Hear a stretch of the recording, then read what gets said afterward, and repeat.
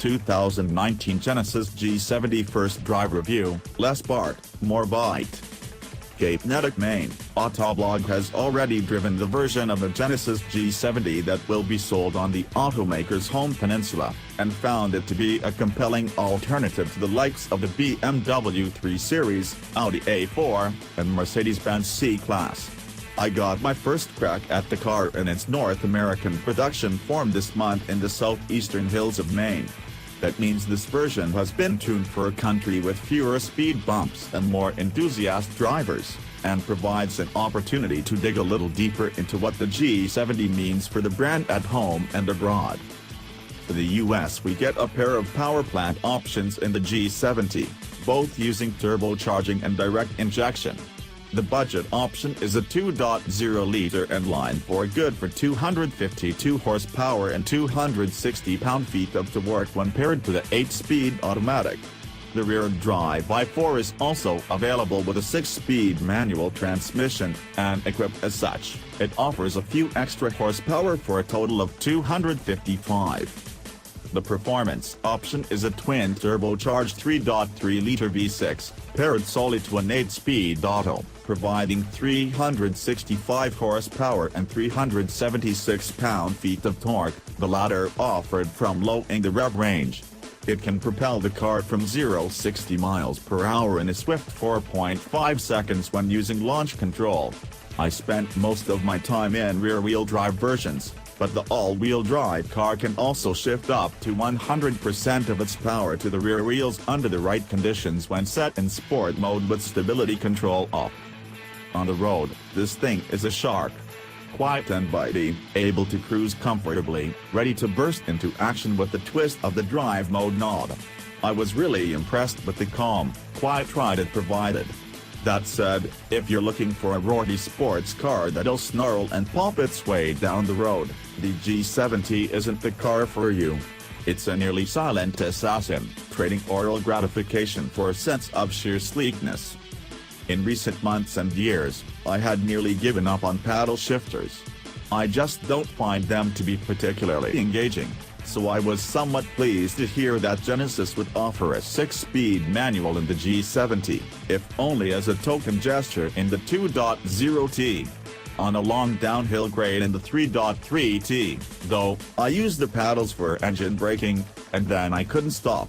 These shifters are a genuine pleasure to use, offering a quick dopamine hit with such a quick response to a flick of a finger behind the steering wheel. The G70 offers a rare setup in which the paddles actually do provide a bona fide feeling of connection with the car. As nice as it is to drive, though, the G70 is just as wonderful to behold. Hyundai and Genesis design boss Luke Donkerwalk's vision of a balance of structure and audacity is executed beautifully. The design is gorgeous inside and out, and everything that grabs the attention of your eye or fingertip is nothing short of high quality. The look is very deliberate, it's all very fresh and even a bit gallant, but there's no flash for the sake of flash. In fact, there's a sense of simplicity when you view the interior or exterior from afar. Under close scrutiny, though, you can't help see the enormous attention to detail, from the copper-colored elements in the lighting to the way the stitching avoids the perforation of the leather to the smooth animation of the door jar graphics on the instrument panel as you close the door. The drive took me to Club Motorsports, a new, private track facility built into the side of a mountain in New Hampshire. It's a big, swoopy track with huge elevation changes. There I was able to suss out the car's strengths, and its limits. On the big, 2.5-mile, 15-turn road course, with 250 feet of elevation change, I hopped onto a rear-drive 3.3T for a handful of lead follow laps. With traction control dialed back, but not completely disabled, the G70 behaved predictably and forgivingly. Pushing it through a long corner, giving it a bit more throttle helped to kick the rear out and point the nose in. The Michelin Pilot Sport 4 rubber made a lot of noise pretty much the entire time, but did well to communicate and dole out grip and spin appropriately. I learned quickly that with the G70, it pays to be judicious with the throttle. It's easy to dig a little too deeply, in fact, it's hard not to. If smoothness is the key to consistently fast laps, you have to learn not to hammer on this thing on your way past the apex, or risk straying from your line. When I finally learned to be properly light on the throttle on exit, I found the car to flow nicely around this swoopy track. In the AWD version, on the same circuit, I found the G70 3.3T able to peel itself around the corners with a bit more ease, but it was less forgiving, tending toward understeer when cooking a corner a little too hot. Not particularly unexpected, but a notable difference from the car I had just been in. More often than in the RWD version, I had to shed speed to bring it back in line.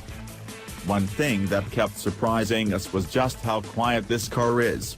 Standing next to the long straight at the start-finish line of the track, a section where the car is passing 100 miles per hour under full throttle, I'd watch these cars swoop by again and again, and I never heard them coming. There was only a mere swoop as each G70 sliced its way through the atmosphere feet from where I stood.